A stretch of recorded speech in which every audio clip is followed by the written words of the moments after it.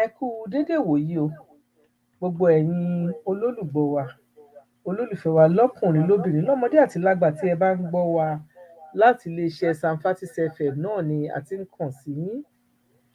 Èmi ọmọ yín, àbúrò yín, ọ̀rẹ́ yín, Ájì Àpín Àrà náà ló wà lórí ètò yín ní ìrọ̀lẹ́ yìí tí a fẹ́ máa ṣe kí ni, tí a fẹ́ mú àwọn ètò lóríṣiríṣi wá fún yín bí a ṣe máa ń ṣe ní gbogbo ìgbà lọ́jọ́ Monday. So eléyìí tá a máa mú wá fún yín ní èní, ètò tó ṣe kí ni, ètò tá a máa kọ́gbọ́n níbẹ̀, tá a máa mọ nǹkan tó ń ṣẹlẹ̀ nílùú wa, òun ni bí a dẹ̀ ṣe máa ṣe àti bó ṣe jẹ́, gbogbo ẹ̀ náà ni lẹ máa rí wò, lẹ máa rí gbọ́ ní orí ètò wa. So ẹ fi nǹkan lédìí o, ẹ fìdílé nǹkan ní èní, kí ọkọ kó pèyàwó, kí ìyàwó kó pọkọ, ẹ̀yin ọ̀rẹ́ ẹ pera yín o, ẹ pe àwọn ọmọ náà tó bá ti jẹ́ ọmọ tó ti bàlágà tí wọ́n lè mọ nǹkan tó ń lọ. Tí ẹ bá dẹ̀ ti ń wọlé, ẹ máa bá wa ṣe ètò yìí, ẹ máa bá wa láìkẹ́ ẹ̀ nítorí pé kí ni, a máa kọ́ra wa, a máa bára wa sọ̀rọ̀ lénìí, a dẹ̀ máa tún ṣe kí ni, a dẹ̀ fẹ́ kọ́mọ èèyàn tún pè wọlé tó bá wà ń bẹ̀ lénìí. Ẹ bá wa ṣe ètò yìí, ẹ bá wa ṣe ká tó bẹ̀rẹ̀ ètò, ẹ jẹ́ kí a lọ sí ìpolówó ọjà náà.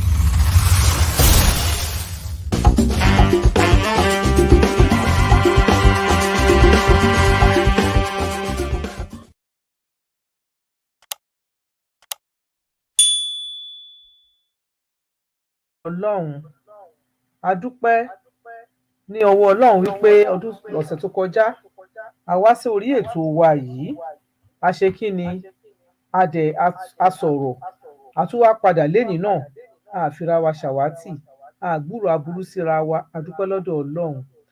Ní agbára ti Ọlọ́run, a tún ṣe ọ̀pọ̀lọpọ̀ ètò yìí, a tún ṣe láyé. Ẹ̀yin tí ẹ bá ti wọlé, ẹ bá wa share ètò yìí, ẹ bá wa share ètò yìí, ẹ bá wa share ẹ̀. Ẹ̀yin tí ẹ bá ti wà ńbẹ̀ àti àwọn tí wọ́n tún máa wò wá later, ẹ máa gbọ́ nǹkan tí a máa sọ. Ẹ wo nǹkan tó ń ṣẹlẹ̀ ní ìlú wa lẹ́nujọ́ mẹ́ta yìí.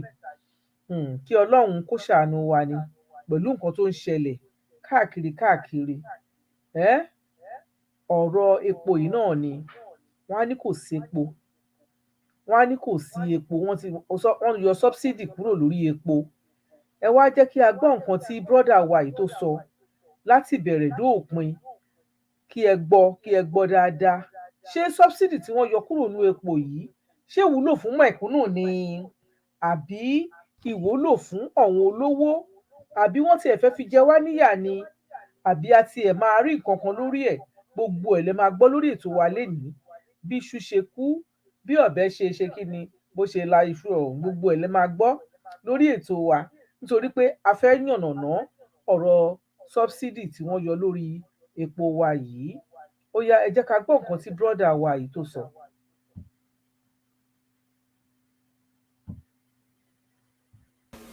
We need to expose this. So you and we have a responsibility. I know Nigerians like to watch Hollywood movies or Nollywood movies, Nigerian home video.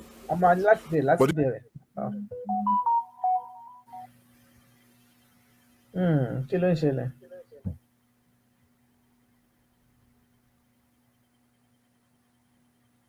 Àfẹ́ gbọ́ṣà.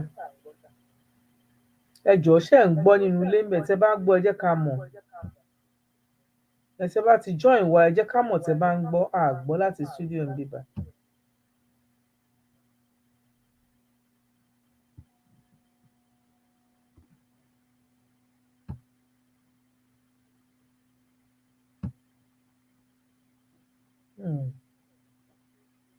àgbọ́ kò jáde o.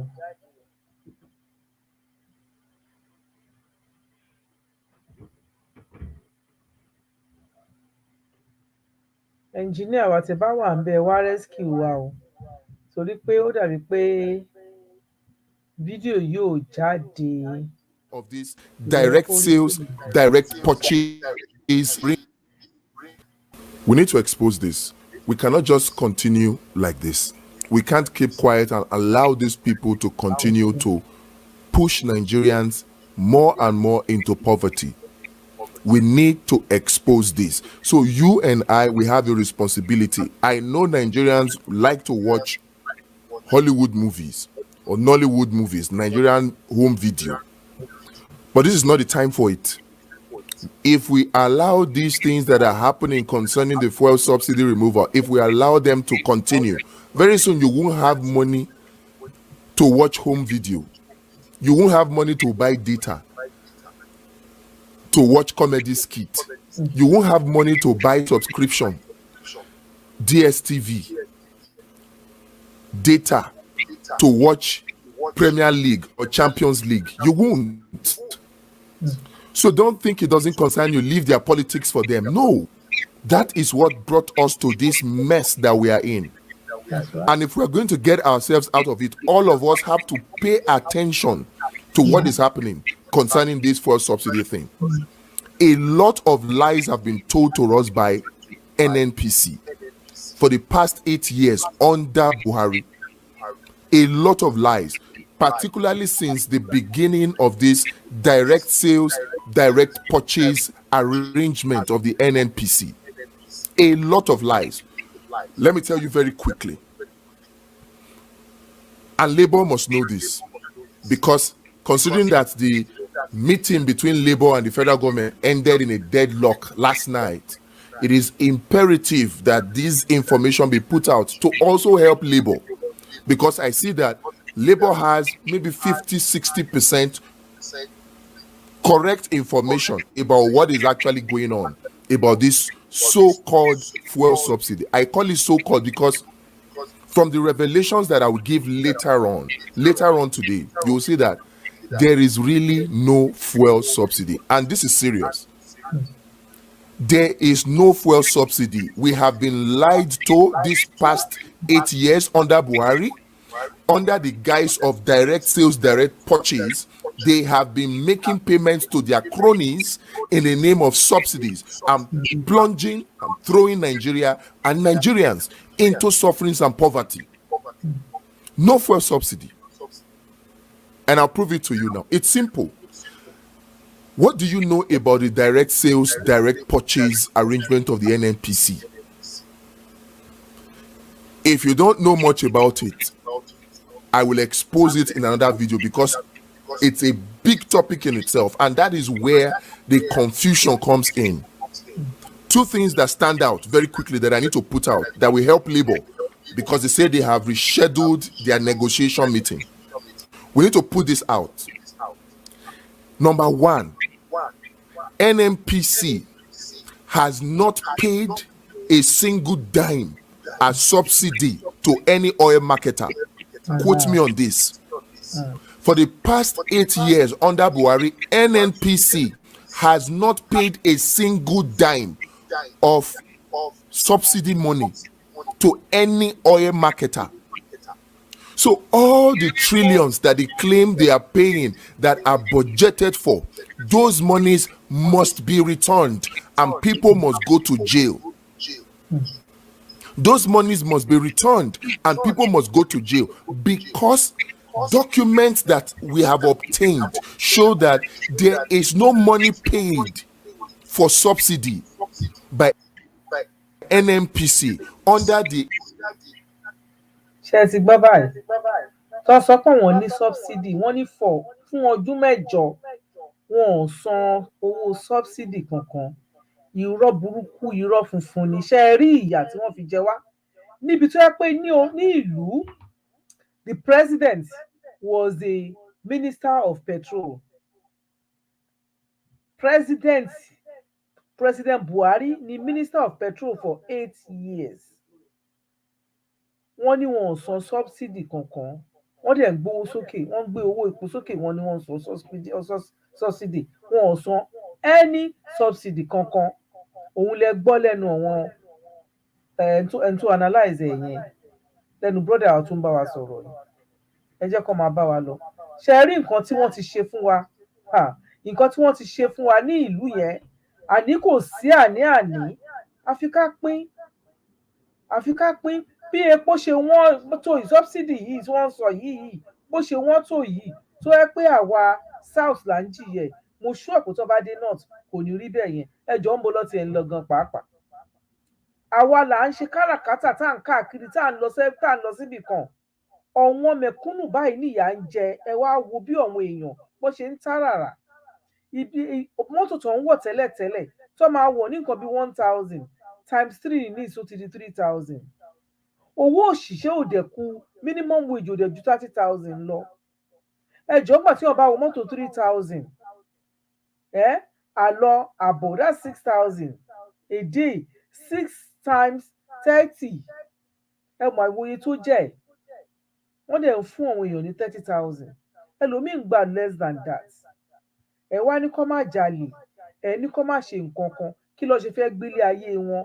Àwọn tó ń gba 30 tó ń gbà less than this yìí, wọ́n ní family tó máa bọ̀ o, wọ́n máa jẹun nínú 20 or 30,000 yìí o.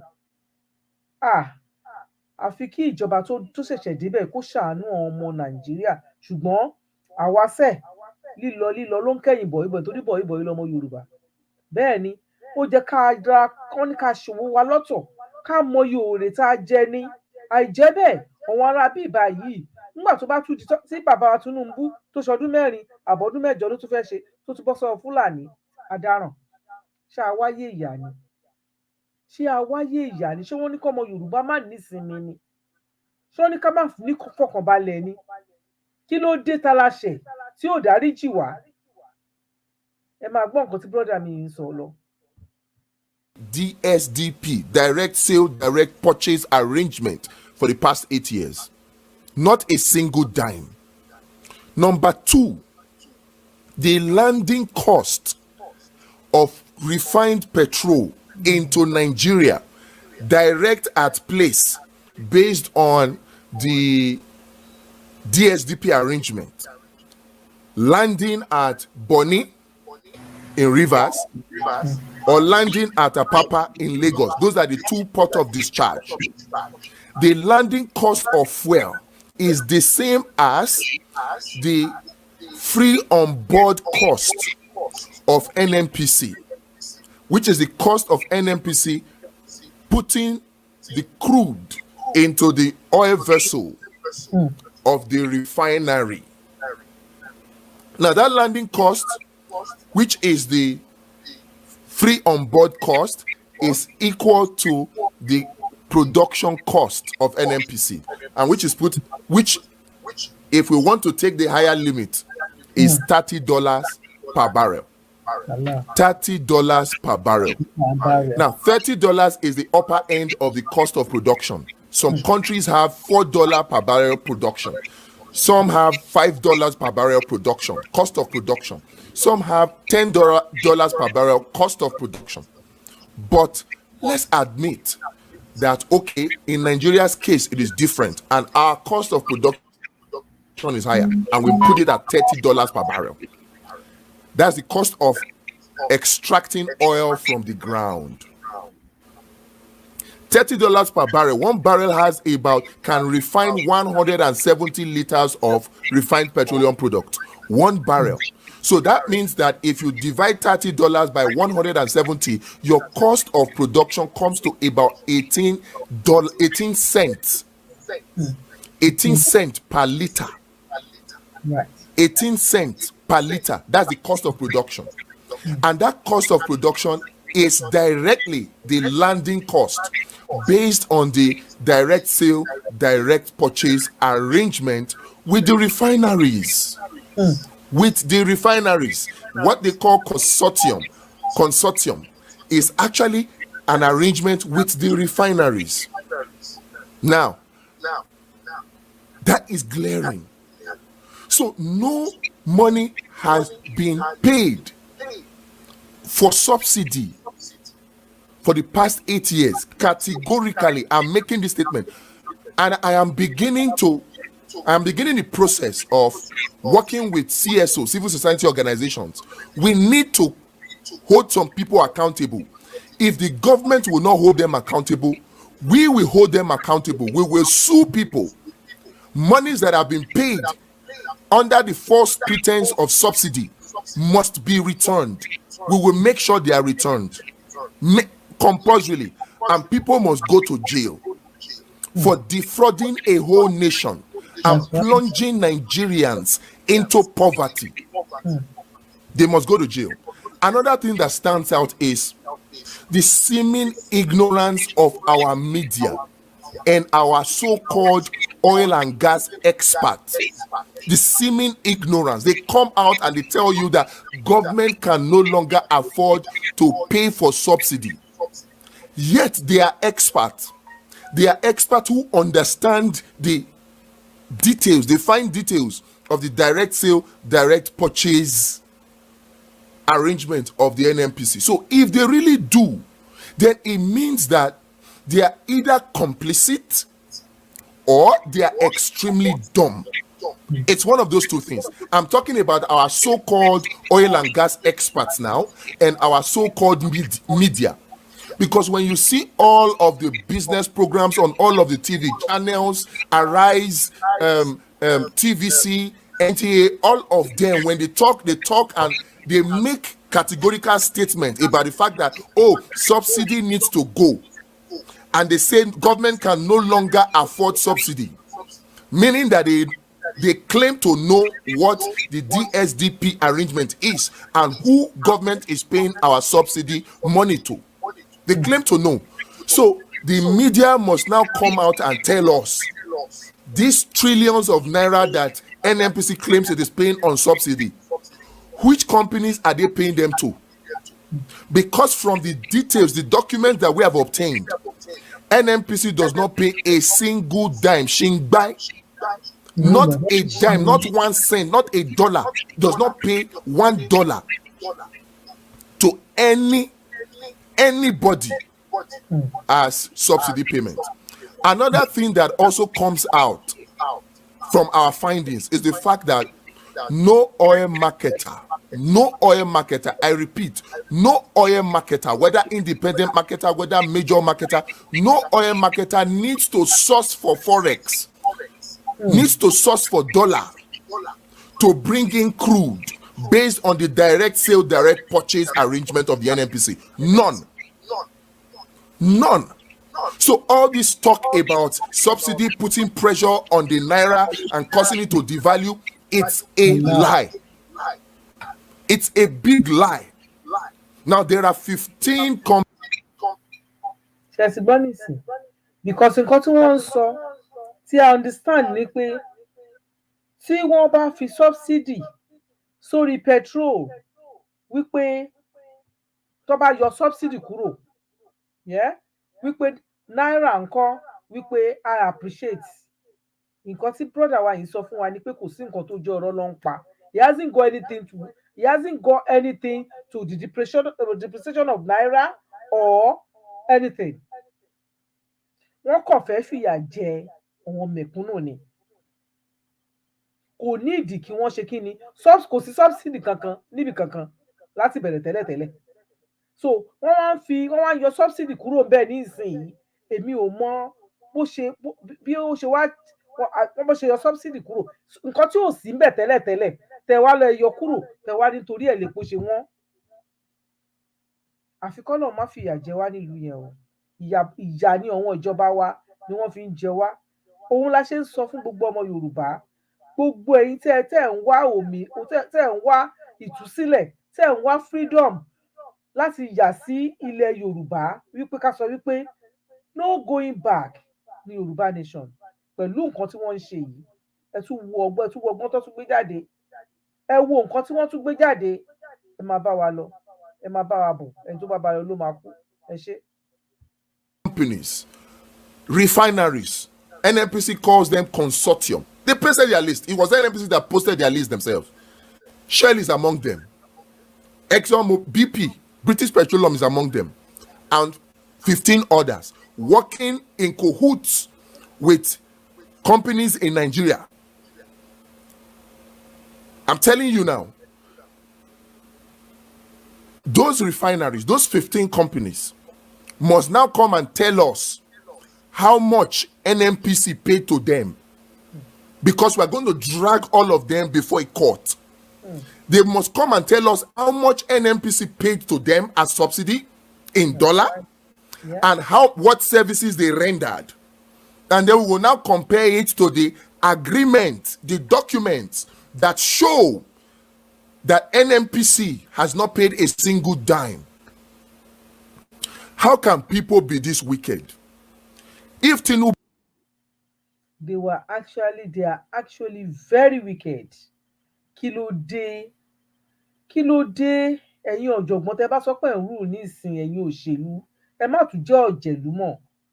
For that 8 years, ọmọ Yorùbá ti jẹ ìyà. Wọ́n jẹ pọ̀mọ̀pọ̀mọ̀, wọ́n jẹ ìyà gidi. Nǹkan tó ń jẹ́ ìyà wọ́n jẹ. Ẹ tú wa sílẹ̀ lóko ẹrú. Ẹ jẹ́ kí ara tu ará ìlú, ẹ̀yin tẹ́ ẹ pera yín ní òṣèlú. Ẹ jẹ́ kí ara tu ará ìlú, ẹ̀yin tẹ́ ẹ pera yín ní òṣèlú. Because òun lẹ ń gbọ́ yìí. Subsidy tí ò sí bẹ́ẹ̀ tẹ́lẹ̀tẹ́lẹ̀ tẹ́lẹ̀ fi sí tó wá dijọ́ inauguration tó wá announce yìí pé wọ́n ti ṣe kí ni o, wọ́n ti yọ subsidy, nǹkan tí ò sí bẹ́ẹ̀ tẹ́lẹ̀tẹ́lẹ̀. Tí epo wá wọ́n débi pé àwọn èèyàn ò lè lọ sí wọn ò lè lọ síbi iṣẹ́. Àwọn ọmọ iléèwé ò lè lọ sí iléèwé torí àwọn òbí wọn ò ní owó. Nígbà tó yẹ pé ×3 nǹkan tí wọ́n fi ń wọ mọ́tò ni wọ́n fi ń wọ mọ́tò ní ìsìn. Ẹ ṣàánú àwọn aráàlú. Ẹ ṣàánú àwọn aráàlú. Nǹkan tó ń sọ tí mo gbọ́ òun ni pé ẹ kò ní affect mẹ̀kúnnù. Mẹ̀kúnnù ló ń affect jù because àwọn olówó ò ní complain nísìn. Wọ́n sọ di èlò lèpo wá ń bì báyìí. Okay, epo wa is £1.37 last time I bought it last week. £1.37. Ìyẹn jẹ́ bí nǹkan bí ká ní 1,400 or 1,005. Or let's say 1,004. Òun lépo. Tí wọ́n bá sọ di 1,000 naira per litre ní Nàìjíríà, àwọn tó máa ra lọ́wọ́n àwọn olówó. Mẹ̀kúnnù ló máa jìyà ẹ̀. Ẹ káàbọ̀ sórí ètò sísà mi àṣà àti ìṣe ilẹ̀ Yorùbá. Ẹ ṣeun. Àwọn mẹ̀kúnnù ló máa jìyà ẹ̀. Mẹ̀kúnnù ló ń jìyà, kò ń ṣe àwọn olówó. Wọ́n kọ́ gbé 2,000, wọ́n máa rà, wọ́n ní jìyà. Àwọn mẹ̀kúnnù ló máa fìyà jẹ. Ẹ máa bá wa bá lọ, ẹ máa bá wa bá bọ̀. Tinubu knows what's good for him. If the advisors of Tinubu know what's good for them, they should not fall into this trap that has been set for them. They should not fall into it. They should just jejely waka pass by doing the right thing. Now, what is the right thing? All the companies that have collected money under the guise of subsidy payment based on the DSDP arrangement must now refund those monies. They must refund those monies. And all this talk about, oh, we are removing subsidy is actually a lie. All they just want to do is increase the pump price of fuel. That's what they want to do. Because before now, there is no subsidy. People were just being given money. No subsidy. Now that Dangote refinery is complete, if they continue at this rate, we cannot hide behind subsidy anymore.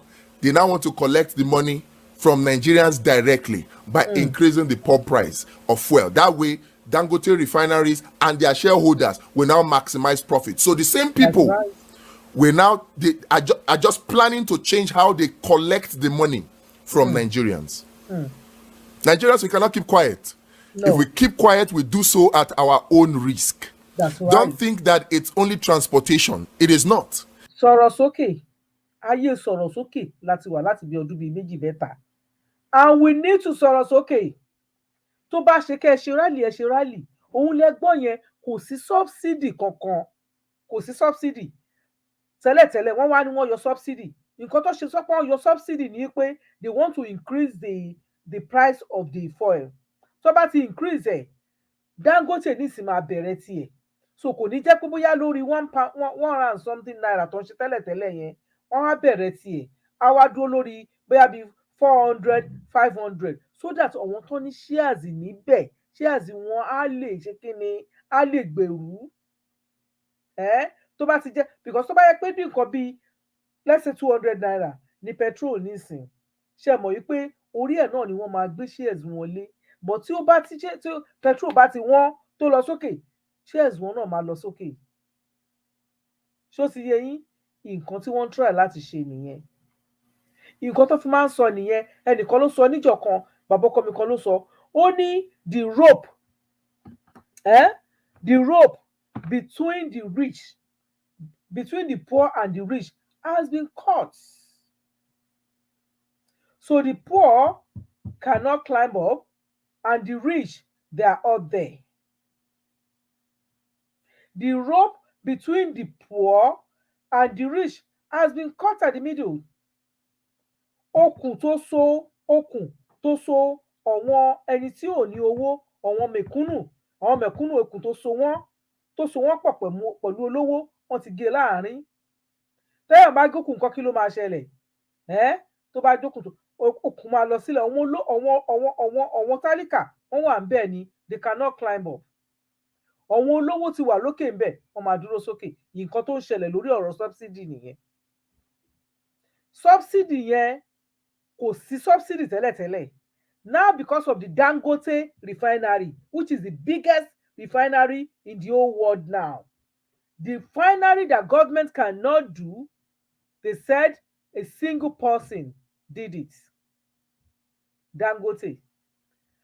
And a máa ń sọ fún yín, pé Dangote kì í ṣe òun ló ní refinery yẹn, they all contribute to it.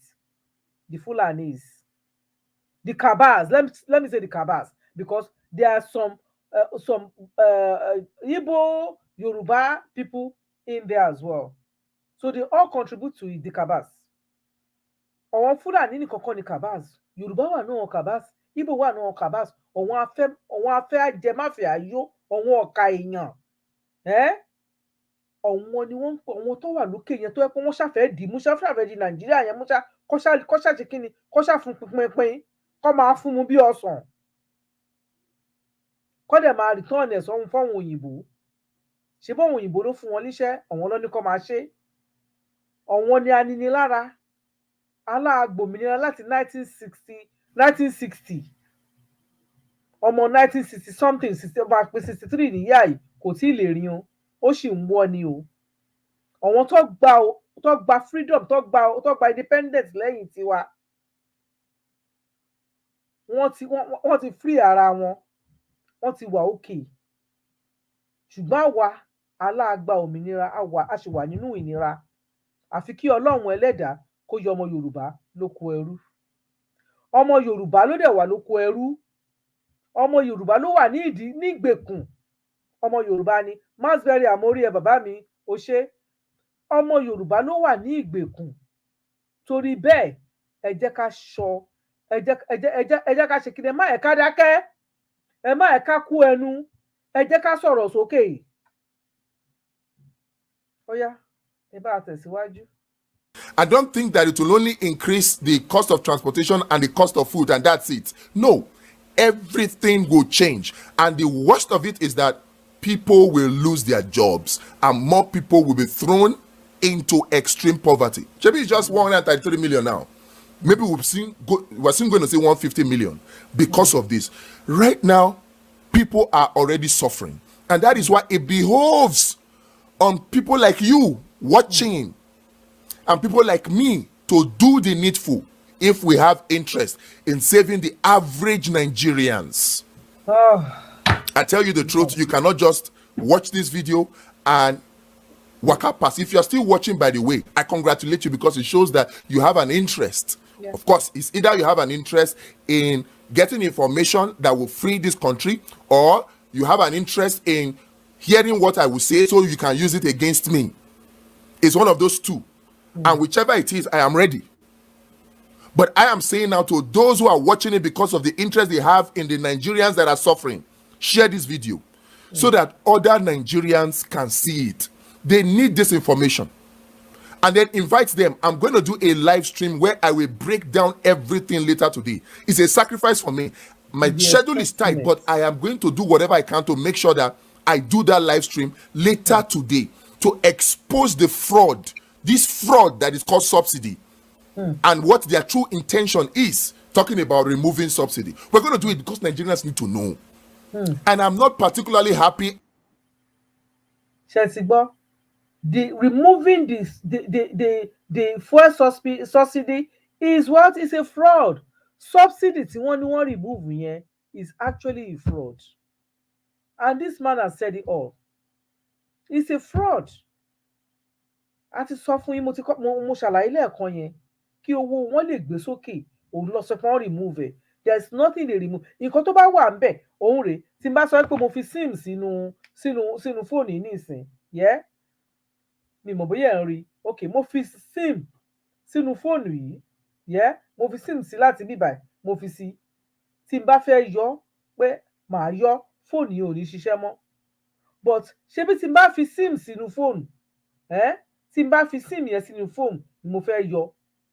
Ìgbà tí ò bá wá sí sim nínú fóònù yẹn, kí ni mo wá fẹ́ yọ? Irọ́ ni mo yọ, kò sí nǹkan kan, mi yọ nǹkan kan torí mi fi nǹkan kan sínú ẹ̀. Òun lọ̀rọ̀ subsidy. Nǹkan tí wọ́n fi sí tí wọ́n yọ, wọ́n kàn ṣáà name ẹ̀ ṣá like a fraud. Wọ́n name ẹ̀, wọ́n fi ní mẹ̀kúnnù lára. For the 8 years tí Buhari rule, there is no subsidy. Wọn ò fi any subsidy sí. Wọ́n kàn àwọn nǹkan tó subsidy yẹn wọ́n fún àwọn èèyàn. Ọ̀gbẹ́ni Ide ti sọ pé gbogbo àwọn tó fún ní subsidy. Àwọn tó bá jẹ́ àwọn tó bá lè ṣe nísìn, bàbá wa Tinubu ẹ̀ ń gbọ́, wọ́n á gbọ́. Àwọn kan ń gbọ́ wa. A dẹ̀ tún máa ṣe, a tún máa gbé kinní sókè. A tún máa play ẹ̀ nínú Yorùbá World Media. Kó lè tún lọ, kó lè lọ. Ẹ tún bá ń wo fídíò yìí, ẹ jọ̀ọ́ ẹ bá wa share ẹ̀. A máa ní láti play ẹ̀. A máa ní láti play fídíò yìí. Ó máa ní láti go viral kó lè ṣe kíni, kó lè dé ọ̀dọ̀ àwọn tó jẹ́ kó dé. Kó lè mọ̀ yìí pé nǹkan tí wọ́n ń ṣe yìí mẹ̀kúnnù ni wọ́n fi ń ni lára. Mẹ̀kúnnù ni wọ́n, kì í ṣe pé láti lọ síbi iṣẹ́, kì í ṣe mọ́tò nìkan. Ẹ mọ̀ yìí pé òkè òun rèé ní ìsìn. Ẹ fún wa níná. Nǹkan táwọn èèyàn lè fi rí ná òun lépo. Wọn ò répo rà. Ẹlòmíì electricity ló nílé ẹ̀ tó fi ń ṣe nígbà tí ò bá sí, tó fi ń dáná nígbà tí ò bá sí, á lóun lọ ra gas. Tépo bá ti wọ́n, gáàsì máa wọ́n. Ṣégi ìdáná lẹ fẹ́ kó máa fi dáná? Kí ló dé tẹ́ ẹ fẹ́ máa nìyàn lára? Kí ló dé tó jẹ́ pé ẹ̀ ń wá sí àwọn ìlú yìí? Ẹ wá sí US, ẹ wá sí UK, ẹ wá sí gbogbo àwọn European countries. Ẹ rí nǹkan tó ń ṣẹlẹ̀ ńbẹ̀. Kí ló dé tẹ́ ẹ lè mú nǹkan tí wọ́n ń ṣe? Kí ló dé kò lè? It's not a magic. It's a procedure to follow. Tí wọ́n bá ti ní gbogbo ẹ̀ nílẹ̀ pé ẹ jẹ́ ká ṣe báyìí, ẹ jẹ́ ká ṣe báyìí, ká dẹ̀ follow ẹ̀. Ṣé òun ló wá nira báyìí? Mo sure pé kì í ṣe pé ká follow procedure ló nira. Kì í ṣe pé ká ní àwọn rules nílẹ̀ ló nira. No. Wọn ò fẹ́ nílẹ̀ ni. Kọ́ lè máa ṣe kíni? Kọ́ lè máa ni mẹ̀kúnnù lára. Kọ́ wọn lè máa lówó lọ. Kọ́ lè máa pa àwọn èèyàn. Nínú àìsí epo yìí, àìmọye èèyàn ló ti máa kú o. Wọn ò wá ní yọ sílẹ̀ kíkọ́ sọ pé òkè hospitals lélẹ̀ kọ́ fún wọn ní priority wípé kò sí ná. Because àwọn hospital yìí wọ́n máa ṣe operation, kọ́ wá fún wọn ní priority pé wọ́n máa fún wọn ní epo báyìí kọ́ lè fi save life. No, kò sí nǹkan tó ṣe kó tó kàn wọ́n ìjọba. Nàìjíríà, Ọlọ́run ẹlẹ́dàá ọlọ́jọ́ ìná máa ṣàánú wa lọ́wọ́ ìlú yìí o. Ẹ wá wo bí àwọn èèyàn ṣe ń kígbe. Ẹ wo bí àwọn èèyàn ṣe ń jìyà nílé láìsí epo yìí. Torí epo òun ló dàbí ìmọ́lẹ̀ fún Nàìjíríà. Kò sí gbogbo nǹkan ló ń fi kú ṣe. Àti jẹun, àti tanná sílé, àti lọ síbi iṣẹ́, àti lọ káàkiri. Epo ni, kò sí nǹkan kan. Ìlú tá a ti ní epo, ìlú tó ń ṣàn fún wàrà àti oyin, tó wá di ìlú irú eléyìí. Sí bàbá Tinubu níjọ́ tí ẹ wá tó wá ṣe inauguration ni wọ́n sọ pé wọ́n yọ subsidy tí ò sí ńbẹ̀ tẹ́lẹ̀tẹ́lẹ̀. Ẹ dẹ̀ bẹ̀rù Ọlọ́run ọba, kẹ́ ẹ bẹ̀rù pé ìjọ́ kan máa wà tẹ́ ẹ máa sùn tẹ́ ẹ̀ ní jí mọ́. Kí ló dé tí ẹ fẹ́ máa ní àwọn èèyàn lára? Ẹ joyè bámúbámú ni ayọ̀, mi ò mọ̀ pé bí ń pọmọ ẹnìkọ̀ọ̀kan. Ó ga o, ẹ bá tẹ̀síwájú. At what the SDP candidate Prince Adebayo is doing. I had so much respect for him before the election, and now coming out to be saying the kind of things he's doing, I am disappointed. Look, saying it was right, and now he's saying that Tinubu should punish us because we did not listen to Adebayo. We did not listen to Adebayo. No, you can't do that. If what you were saying, Mr. Adebayo, is right, and people did not vote for you, did you ask why they did not vote for you? Okay. Can you tell yourself that it might be because of the fact that they really didn't understand what you were saying? So your responsibility now that elections are over is begin to educate the people so that they can understand what you're saying. So you cannot, because people blindly voted for subsidy removal that they did not understand. Because of that, you now call on the government of Tinubu to punish them by removing the subsidy that you know is fake. You know it is fake. You know it is a fraud. So what you should be doing now is coming out to expose the fraud, to say, no, this is a fraud. Tinubu, don't do this. Don't guide Tinubu into the trap they have set for him. It's a trap. No wonder they are saying that Nigerians will...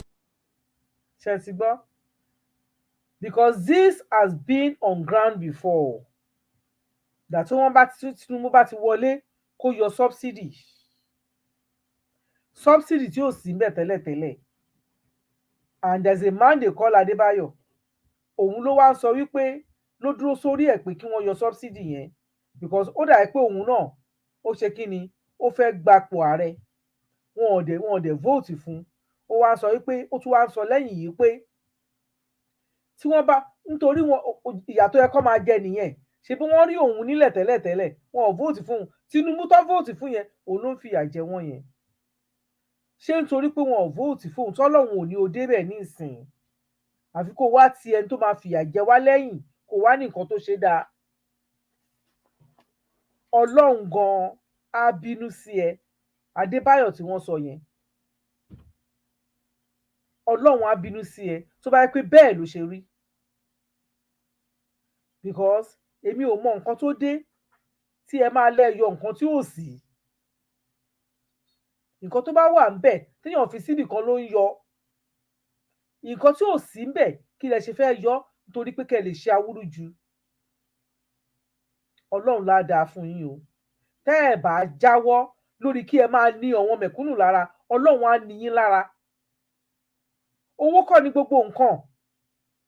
Owó kọ́ ni gbogbo nǹkan. Ó dàbí story kan tí mo kà ní last week ni. Wọ́n ní bàbá yìí bàbá olówó ni. Kò wá lè mí, kò lè dá nìkan mí délẹ̀, ó wá ra oxygen. Wọ́n nígbà tó wá ra oxygen yẹn tán, tí ó wá lè mí dáadáa, tí wọ́n wá yọ oxygen yẹn ní wọ́n wá béèrè lọ́wọ́, wọ́n wá yọ lára, wọ́n wá béèrè lọ́wọ́ pé ó wá ní èlò ni. Wọ́n lọ sọ pé $500, I don't know if it's $500 or something per day. Ó ní ló bá bú sígbe. Kí ló bú sígbe fún? Kò ń ṣe pé bóyá owó tí ò ní tó máa san. Ó wá wò pé òun ti 60 something. Ní àṣé ní gbogbo wákàtí $500 per hour tí òun ara bíbá yìí sì tó ń ṣí fóun.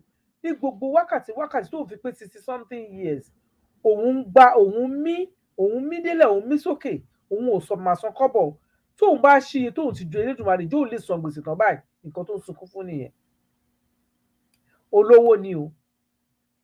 Ẹ̀yin á máa rò ẹ̀yin olówó yìí wípé tí ẹni owó ń tòótọ́, àwọn àìsàn kan wà tó yẹ pé owó ò ní gbọ́. Nǹkan tẹ̀dẹ̀ ń ṣe yìí ó possible kó jẹ́ pé ó máa kàn yín one way or the other. Tó dẹ̀ máa ṣe àkóbá fún yín. ẹ sọ pé ẹ ń gbẹ́ kòtò sílẹ̀ fún ọmọlàkejì yín, ẹ jẹ́ má gbẹ̀jì torí ó ṣó possible pé pẹ́yìn lẹ́mọ̀ ṣe máa kó sí kòtò náà. Òun lọ̀rọ̀ nǹkan tó ń lọ yìí, nǹkan tó ń lọ nílẹ̀ Nàìjá, nǹkan tó ń lọ nílẹ̀ Yorùbá, nǹkan tó ń lọ káàkiri ní ìlú yẹn location 419 kò ń ṣe kékeré o. Àfi kí Ọlọ́run Ẹlẹ́dàá kó gba àwọn tó wà ńbẹ̀ kó gbà wọ́n là. Miss Buhari because of this trap. So if Tinubu knows what is good for him, he should avoid the trap. And people like you, Prince Adeboye, should tell him that he's walking into a trap. Nigerians wake up, oh, Nigerians wake up, oh, Nigerians wake up, oh. Wake up, wake up, wake up. Collect your money, oh. Wake up, collect your money, oh. There is no subsidy, oh. It's all a lie, oh. NNPC, Mele Kyari, they have all been lying to us, oh, and using the DSDP to steal our money and give to so-called oil marketers under the guise of the DSDP. Oh. It's all a hoax, it's a lie, oh. We must rise up now and go beyond just mere protest. The civil society organizations must now begin to come out and begin to sue. We need to sue NNPC. They should come out. We need to sue all those companies, the consortium, the refineries. We need to sue all of them, all of them. We'll roll out their names later. We'll roll out their names. We need to sue them. It's very important to know their name. Protesting will not stop this. We need to sue them. They need to bring back our money. They need to pay us back our money. Let me tell you something. Another thing that, one fantastic thing that we have discovered from the documents we have is that the landing cost of fuel is actually between 80 and 90 naira. So if NNPC is selling at 165, NNPC is making over 100% profit. NNPC is making profit, and on top of that we are earning dollars, so there should not be pressure on our naira. So Emefiele must come and tell us now, why is it that there is pressure on our naira by claiming that people are trying to access forex? How when there's DSDP that specifies how these things go? They must now come and tell us. Nigerians, I'm begging you. Suspend home videos for now. Suspend comedy skits for now. Suspend Premier League or Premiership, English Premier League. Suspend Champions League. Let us face this thing. Don't say it doesn't concern you. That's small money that you have saved. If they don't suspend it, my brother, nǹkan tó máa jẹ́ kó suspend yẹn lóde yìí. Nígbà tí ò bá sí ná, tí ò sí petrol tó máa fi tanná, wọ́n á suspend ẹ̀, wọ́n máa sọ̀rọ̀ sókè. Nígbà tí ò bá sí, tí wọ́n ní ìwọ̀nba ná, tí wọ́n fẹ́ fi ṣe kíni, tí wọ́n fẹ́ fi dáná, tí wọ́n fẹ́ fi ṣe nǹkan pàtàkì nínú ilé, bí wọ́n fẹ́ lọṣọ ni o, àbọ̀ fẹ́ ṣe oúnjẹ ni o, àbọ̀ fẹ́ ṣe àwọn nǹkan kéékèèké, wọ́n fẹ́ tọ laptop wọn kó fi ṣe àwọn nǹkan kó fi ṣiṣẹ́, àfi kó fi ṣe research, àfi kó fi ṣe nǹkan kan míì ṣá. Tí wọn bá ṣe yẹn, tí wọ́n lọ wo fídíò àbí tí wọ́n wo nǹkan, ṣe bí kó tán mọ́ wọn lójú, nǹkan tó máa jẹ́ kó jáde, tó máa jẹ́ kó sọ̀rọ̀ sókè, òun ló dé yìí. If you allow this thing to continue, that money will be wiped out. It will just become valueless. Right. Whether it is 10 million, 100 million, 1 million that you have saved, 500,000 that you have saved, and that you think you have money. If you allow the government of Tinubu to do what they are trying to do now, all of us now go suffer. Right. That money, you will just soon find out that money is worth nothing, because inflation will just wipe out its value. This is not the time for Premier League. This is not the time for Champions League. This is not the time for comedy skit. This is not the time for home video. This is the time to take action. Study about what this direct sale, direct purchase is. Study about what this oil subsidy is. 90% of Nigerians don't even know anything about oil subsidy. They don't know anything about oil subsidy. They don't know what it means. That is why these people, they continue to shroud it in secrecy and make it look like it is complex. It is not complex. That's right. Wake up. The NLC president was talking yesterday after they came out from the meeting with the federal government to say that it's the difference, it's inefficiency. No. You have the information 50%, Mr. NLC president. It's not inefficiency. They make it look like it's inefficiency. It's actually fraud. They have not been making any payments for subsidy. There's no difference between what you sell and what you buy. There's no difference. It's DSDP. The arrangement is simple. I give you $1 million worth of crude oil. You give me $1 million worth of refined petrol. It's simple, and it is free on board, direct at place, which means that all NNPC needs to do is carry the crude oil to the port. The cost of shipment, the cost of bringing back the refined crude, the cost of refining, everything is borne by the refinery. In fact, NNPC also make money because NNPC owns Naidas Marine, a shipping company. So they also get money from the 50% of the shipment of the crude that NNPC gives to them based on this DSDP arrangement. So don't let them lie to you that there's a difference one place. There's no difference anywhere. No difference. In fact, NNPC is making money from shipping because NNPC also has Naidas Marine, that is a shipping company. They've been lying to us. Now people must go to jail. They must pay back our money. All the trillions of dollars that they have collected, they must pay it back. And that can only happen if all of us become aware. They are counting on our ignorance, and they know we are ignorant. So they bring a lot of things to confuse us, to distract us. So we will not focus on the main thing. So they will now begin to sponsor Big Brother now. They will sponsor music competition. They will sponsor, they will show movies to you. Netflix, yes, so that you'll be watching movie. You'll be watching Premiership. You'll be watching a league. You'll be watching this kid. And forget the things that are making you poor. Are making life difficult for you. That's what they will be doing now. They will go and buy over the media companies, or accept that the media companies are extremely dumb. So the media company will come and be speaking their language to us and telling us what the cabals want us to hear, that they are paying subsidy. Which subsidy? Buhari knows there's no subsidy. That's why I said who is subsidizing who. He knows. But he connived, he allowed himself to be dragged into this corruption for the past 8 years. He must answer for it now. But going forward, Nigerians, share these videos so that more Nigerians can see it, and then offline talk to Nigerians. Tell them what you understand from what I've said. Let them understand that this is a battle that they must fight. This is a task that must be done to kick out the influence of the cabal that are stealing our money in the guise of subsidy payment. We must kick them out. This is a task that must be done. This is a task that must be done. This is a task that must be done. We'll do the live stream later. Live stream, and I'm making it a live stream because I challenge anybody who calls himself an oil and gas expert. I challenge anybody who calls himself a government official who is in charge of this so-called subsidy. I challenge the media houses. I challenge them. Let them come and disprove the things that I'm going to spill out. That's why I'm making it a live stream. So I'll do the presentation, I'll open the lines for questions, and then I'll answer them.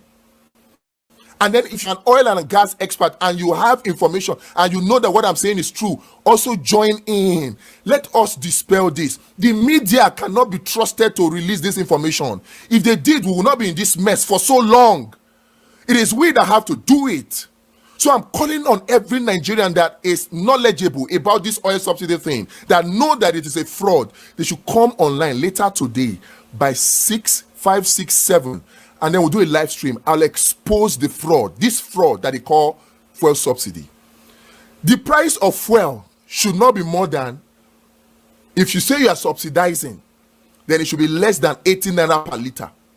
If you say you are subsidizing, if NNPC claims that it is subsidizing, then the price of 1 liter of fuel should be less than 18 naira per liter. It should be less than. But if they say they are subsidizing, they want to subsidize 20, okay, so they can sell it. But they're not subsidizing. They can sell it. If they subsidize 20 naira, that means they will sell it at 60 naira per liter. That's subsidy because the landing cost is 80 naira. Confirmed. So if they sell at 100 naira, they are making 20 naira. If they sell at 165, they are making 100%. They are making 80 naira. Then if they sell at 195, they are making over $100 per liter. And if you multiply that by 60, they are making 1 trillion naira of profit. These people, and the funny thing is that they are not investing this money in this country. Please share this video. I have to go now. Please share this video, and then let's keep a date later. I would sacrifice my time. I would dedicate a lot of time for this, to do it for the sake of my country. We can't continue like this. The way the things are being done, it's like there are no intelligent people in this country. Meanwhile, there are intelligent people. If you're an intelligent person, you cannot keep quiet. How can stupid people be making you that is intelligent look stupid like this by forcing this hoax, this lie called subsidy on us? And we're quiet, we're watching them. We can't keep quiet. We must speak out. NLC must know that it is not a difference. So there is no subsidy at all. For us to start any conversation, they must revert to the status quo, come back to 195. That's the best we can do for them. If they don't come back to 195, then we'll insist that they come back to 100, because we know that the landing cost is 80 naira. We'll talk later.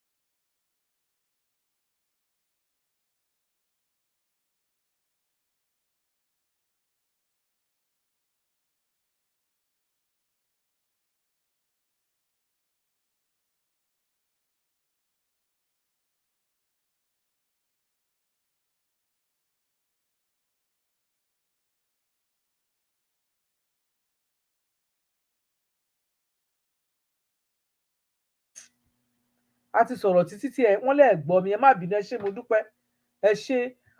Má nìyẹn tó bá wa sọ̀rọ̀ tán ní ìsìn ni mò ń sọ, mo ní ẹ wo nǹkan tó ń ṣẹlẹ̀, ẹ wo nǹkan tó ń ṣẹlẹ̀. Kò sí nǹkan, wọn ò subsidize nǹkan kan.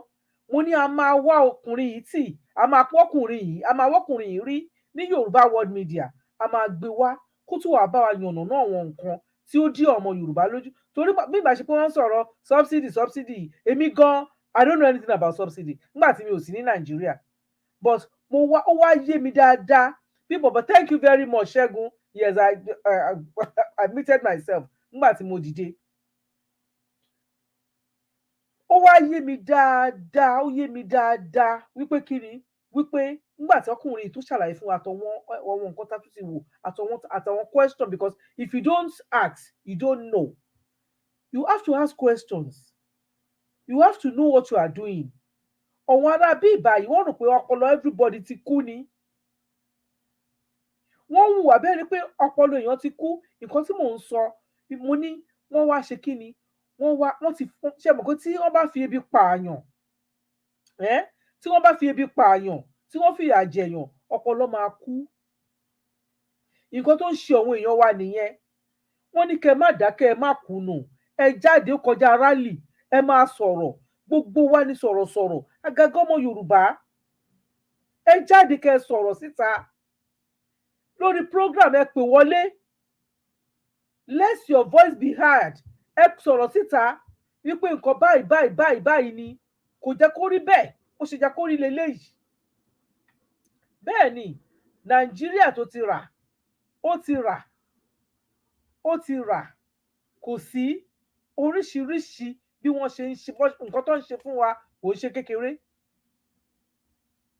Ọmọ Yorùbá ló dẹ̀ ń jẹ ìyà jù, òun la torí àwa náà la kíkanjú, àwa Southerners àwa la kíkanjú, ọmọ Yorùbá ọmọ Ìgbò àwa la máa tiraka la fẹ́ jẹ́yàn, la fẹ́ di èèyàn. Ọmọ Ìgbò àwọn ọmọ Haúsá kí ló kàn wọ́n lọ́wọ́ tí wọ́n ti tẹrí wọn mọ́lẹ̀, kò tiẹ̀ sí nǹkan tó ń jẹ Haúsá mọ́ anyway. Àwọn Fúlàní kẹ̀ they are born to rule, are we born to serve? No. So nítorí bẹ́ẹ̀ ẹ̀yin ọmọ Yorùbá sọ̀rọ̀ sókè o, wọ́n ti là wá lọ́yẹ̀ ní ìsìn. Ẹ̀yin tẹ́ ẹ bá ṣẹ̀ṣẹ̀ wọlé ẹ lọ gbọ́ program mi láti bẹ̀rẹ̀. Wọ́n ti là wá lọ́yẹ̀, this man, this our brother, this needed brother, wọ́n ti là wá lọ́yẹ̀ wípé kò sí nǹkan tó jẹ́ subsidy for 8 years tí Buhari fi wà ń bẹ̀, kò sí nǹkan tó jẹ́ subsidy. Wọ́n kàn ń kówó sápò ni, wọn ò subsidize epo. Because the landing price, as our brother said, is 80 to 90 naira. So tó bá tiẹ̀ máa tà, tó bá ṣe ń tà ní 100 and something naira, wọ́n sì ń jèrè ni without subsidy. So tó àwọn bá sọ́pọ̀ fẹ́ fi subsidy sí, ó jẹ́ kó wá sílẹ̀ less than 100 ni. So nǹkan tí ò sí ni wọ́n yọ. Wọn ò yọ nǹkan kan, wọ́n kàn fowó lépo ni. Kò sí nǹkan tó ń jẹ́ subsidy tẹ́lẹ̀tẹ́lẹ̀. They did not subsidize anything. Ìkà lọ́wọ́ ìjọba. Wọ́n dẹ̀ ni wọ́n dẹ páńpẹ́ sílẹ̀ fún bàbá wa Tinubu ni. Òun náà ti wá kó sí báyìí nísìn. Ẹni tó bá mọ bàbá wa Tinubu, ẹ̀yin tẹ́ bá jó lóṣèlú, tẹ́ bá ní olóṣèlú lẹ́gbọ̀n lábúrò lọ́rẹ̀ẹ́, ẹ bá wa sọ fún wọn, ẹ bá wa send clip yìí sí wọn, bóyá wọ́n rí nǹkan bíi méjì mú nínú ẹ̀. Wípé kọ́ má kó sínú trap kọjọ nítorí tọlọ́run. Àwọn mẹ̀kúnnù ń ké, wọ́n wà nínú ìnira. Àwọn hospitals ò lè ṣiṣẹ́. Àwọn òṣìṣẹ́ ìjọba gan wọn ò lè wọ mọ́tò lọ síbi, wọn ò lè wọ mọ́tò lọ sí hospitals. Kì í ṣe gbogbo òṣìṣẹ́ ìjọba ni wọ́n fi buses wọn gbé. Àwọn kan sọ pé eléyà jẹ́ kó máa lọ wọ train. Ṣé train wà káàkiri ni? Ọ̀dọ̀ wa ń bì báyìí ní ìsinyìí train wà káàkiri, wọ́n fi buses tì lẹ́gbẹ̀ẹ́. Train mélòó lẹ ní lẹ́kọ̀ọ́? Mélòó lẹ ní Nàìjíríà? Lines mélòó ló wà ń bẹ̀? Train kan ṣé kì í ṣe pé ló máa lò àbí èédú ló máa kó sí? Àánú ṣe mí o, àánú ṣe mí nílẹ̀ wa yìí. Bàbá ṣe ń gé wọn lọ́wọ́ ni wọ́n ń bọ̀rùka. Bá a ṣe ń gé wọn lọ́wọ́ ni wọ́n ń bọ̀rùka. Ọlọ́run ẹlẹ́dàá ọlọ́jọ́ èní á yọ ọmọ Yorùbá o, á gbà wá lẹ̀ o. Ẹ jẹ́ ká tún wo fọ́nrán yìí náà ká sọ̀rọ̀ lé lórí.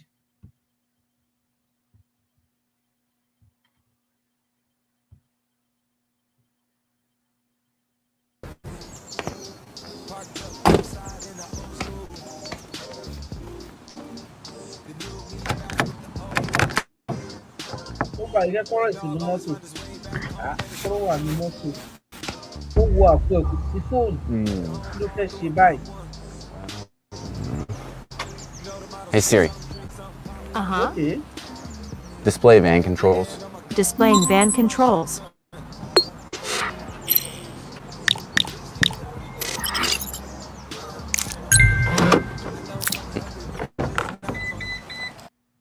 Ṣẹ̀síráyé. Níbi tí àwa tí a sì ń lọ epo subsidy o, wọ́n ti gbá wọ́n ṣàwò ẹ wò ó. Àwọn èèyàn wọ́n ti yà, wọ́n ti kọjá lára wa. Oríṣiríṣi ló ń wà níta, ló ń wà káàkiri companies, ló wà ní countries tí wọ́n ń gòkè àgbà, tí wọ́n ń ṣe oríṣiríṣi. Siri ẹsẹ̀ rí wọn nǹkan tó bá ní kọ́ ṣe ní kọ́ ṣe. Ìgbà tí mo lọ sí Amẹ́ríkà lẹ́nu ọjọ́ mẹ́ta, there's a fridge tí ọmọ mi kan rà sí kitchen ẹ̀ tẹ́lì gbogbo ẹ̀ there's a screen there everything you just have to sit down and speak to this Siri. Hey Siri, can you put the telly on for me? Hey Siri, can you ibẹ̀ làwọn ajókòó tá à ń sọ̀rọ̀ epo wọn ò múná lọ ní Europe wọn ò múná lọ ní gbogbo ní US kí ló dé ẹ ṣe ẹ̀já níná nǹkan tá a tún máa fi tan náà ẹ tún gbà á ẹ má jẹ́ kí ìyà pa ọmọ Nàìjíríà ẹ ṣàánú wa ẹ̀yin olórí wa òun la ṣe ń sọ wípé kò sí nǹkan kan méjì àfi ọ̀rọ̀ Nàìjíríà kò sí nǹkan kan méjì kò sí nǹkan tá a fẹ́ ṣe àfi kí ni àfi ká gba ilẹ̀ òmìnira tiwa àfi ká gba ilẹ̀ Yorùbá àfi ká ṣe kí ni ká gba ilẹ̀ Yorùbá no going back ni ọ̀rọ̀ Yorùbá nation no going back àwa tí à ń kéde Yorùbá ẹ má ẹ̀ kó sú wa ẹ má ẹ̀ kó rẹ̀ wá must be no going back ni ọ̀rọ̀ Yorùbá ẹ má ẹ̀ kó sú ẹ má ẹ̀ kó rẹ̀ wá ẹ jẹ́ ká wo fọ́nrán yìí kó tó di pé kí ni kó tó di pa kásẹ̀ ètò yìí nílẹ̀.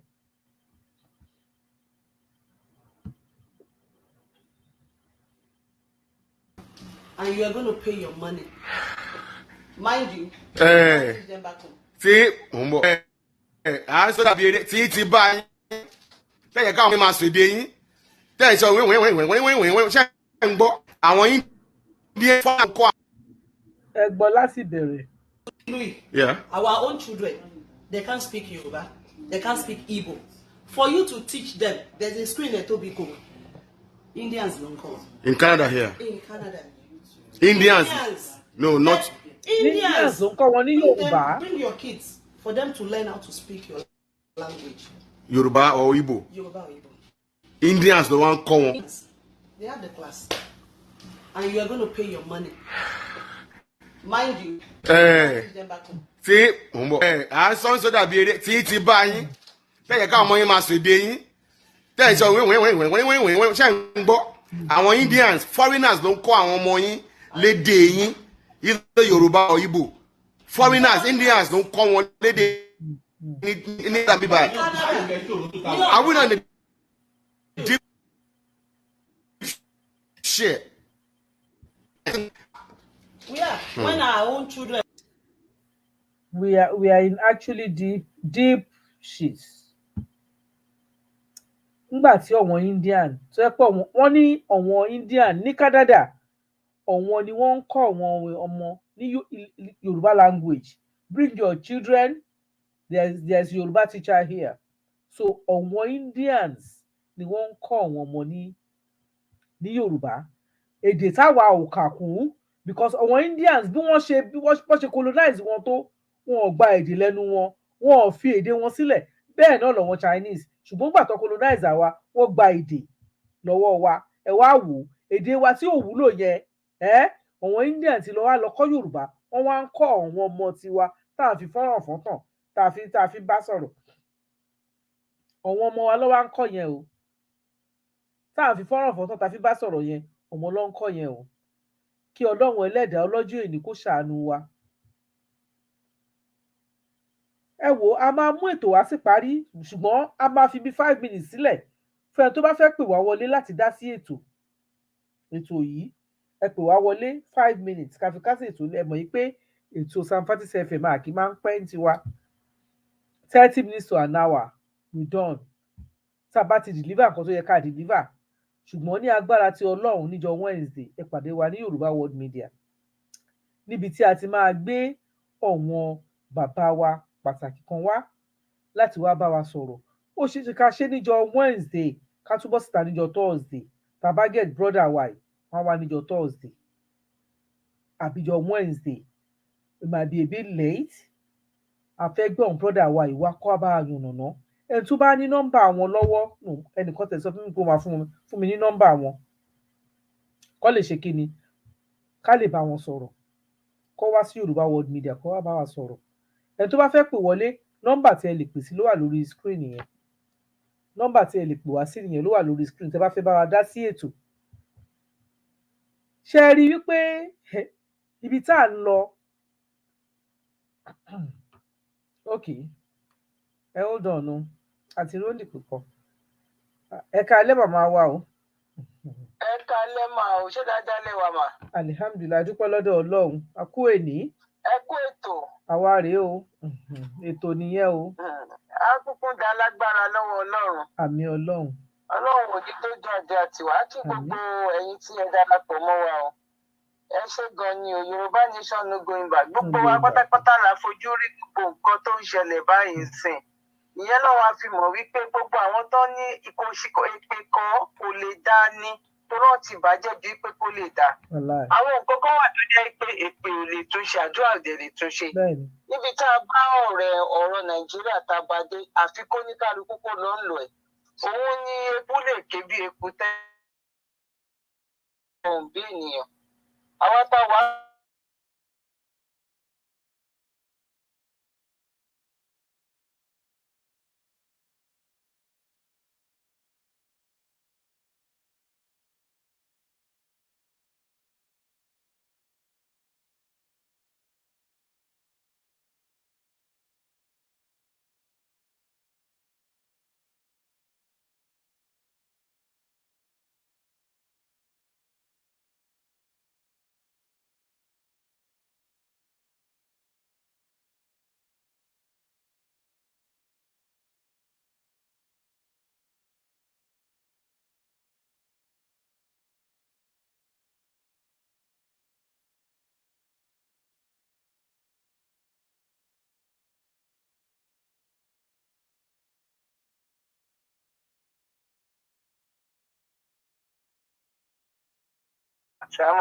aleykum salaam wa rahmatulahi wa barakatuh. ẹ ṣé mo dúpẹ́ my sister Dr. Zabi òun ni wọ́n bá wa gbóhùn sókè tí wọ́n pò wọlé yẹn ẹ ṣé wọn adúpẹ́ tó bá tún fẹ́ pò wọlé ẹ ṣé mo dúpẹ́ mà ẹ tó bá tún fẹ́ pè wọlé a lè pè wọlé sórí nọ́mbà yìí ṣùgbọ́n tá a bá rẹ̀ tó máa pè wọlé ní ìṣẹ́jú kan àbí méjì a máa kásẹ̀ ètò yìí nílẹ̀ ṣé ẹ ti gbọ́ bí a ṣe yànnàná ṣé ẹ ti gbọ́ bí ọkùnrin yẹn ṣe bá wa sọ̀rọ̀ wọ́n ní ká sọ̀rọ̀ sókè wọ́n ní ká má dákẹ́ wọ́n ní ká má kú ẹnu òun náà ni màmá Sábì sọ fún wa yẹn Dr. Sábì sọ fún wa yẹn pé ọ̀wọ́n tí wọ́n wà lórí ìjọba nísìnyí ọ̀wọ́n náà ti ṣerú nǹkan tá à ń ṣe lénìí ó tiẹ̀ wá sì dá gọ́ngbà yẹn ẹ wá wo nǹkan tó wá dà ní ìsìn ẹ wò gbà tí Buhari tó gba òun náà Buhari ṣe ó ṣe self determination nìyí o ó polongo wípé ìlú òdà nígbà tí Jonathan wà ń bẹ̀ tí wọ́n kóra wọn jọ tí wọ́n ṣe gidi gan tí wọ́n ṣe rally ẹ wò gbà tó bá lọ́wọ́ Jonathan èèlò ní náírà gbà yẹn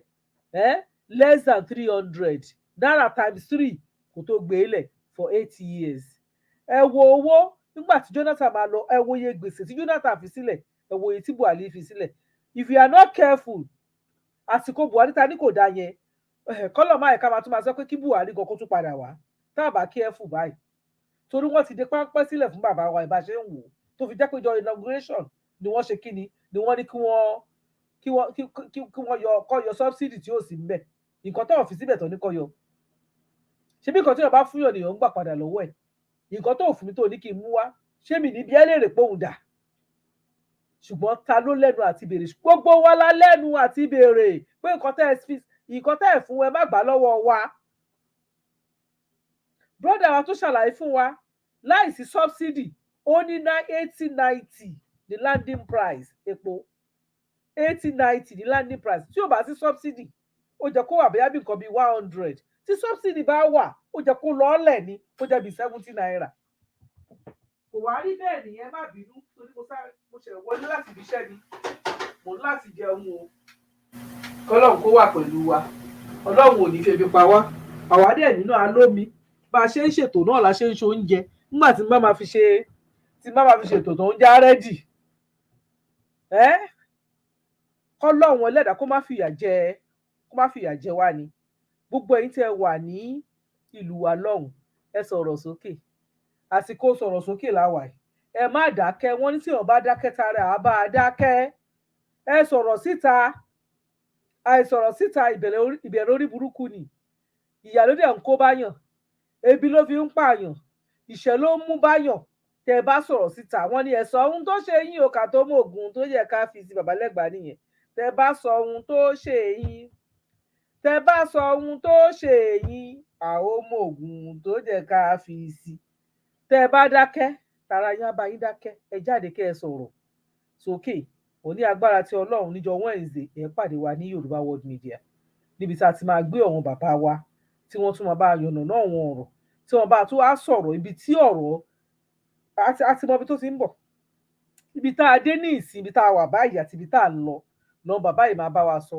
so ẹ pàdé wa ní Yorùbá World Media ní déédé aago 8 òní kọjá aago 8 Yorùbá time lágbára ti Ọlọ́run màmá fi àsìkò yìí dágbére fúnra wa láti fi mú ètò yìí wá sí ìparí lágbára Ọlọ́run lè tún rí èmi láàrin ọ̀sẹ̀ rí pé mo rẹ́rìn nítorí pé kọ́lọ́run kó ṣàánú ni tí n bá sọ pé ẹ máa rí mi láàrin ọ̀sẹ̀ tásìkò bá ṣe kí ni tó bá pàmìtì mi ni tí n bá rí àsìkò ni ìgbà mi ò lè jágo 9 ni máa wọlé tí máa fi wọlé ó ti rẹ̀ mí ọ̀nà jẹ́ ọ̀nà ọ̀run eléyìí a fi nífẹ̀ẹ́ ara wa la ṣe ń jáde pé nǹkan tá a bá rí ká gbé wọn jáde à ń gbìyànjú ni kọ́lọ́run kó dé ìgbìyànjú wa kó dé ládé ẹ ṣé mo dúpẹ́ ojú òní tì wá o gbogbo wa pátápátá ni àní jìyà Ọlọ́run ò ní fìyà jẹ wá Ọlọ́run á dẹ̀ gbẹ̀tọ́ wa fún wa lọ́wọ́ àwọn aninilára ní agbára tí Ọlọ́run ẹ̀yin tẹ́ wà nílé